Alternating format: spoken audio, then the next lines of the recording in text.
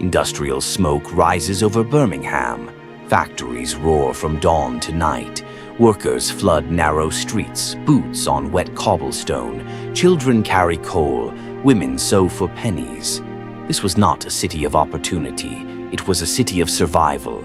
And in these streets, a gang was born, the Peaky Blinders. Not legends, not heroes, but real criminals who terrorized the poor districts of Birmingham at the end of the 19th century. By the late 1800s, Birmingham was one of the fastest-growing industrial cities in Britain. Metal factories, gun workshops, and canals powered the economy.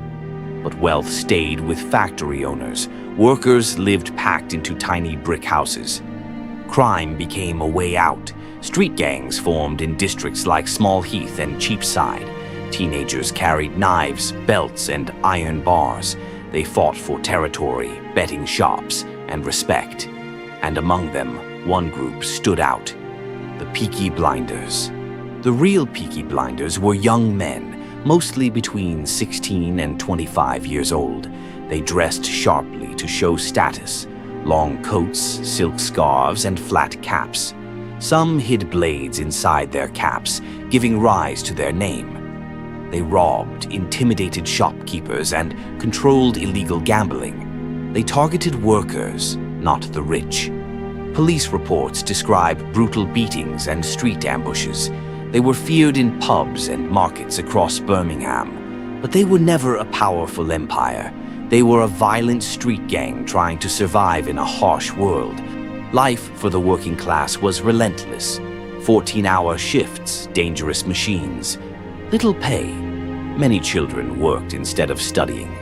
Alcohol and betting shops became escapes. Street gangs offered protection and belonging. Some boys joined to avoid hunger. Others joined for power.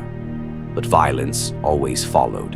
And the Peaky Blinders became symbols of that desperation. By the early 1900s, police forces became stronger and better organized.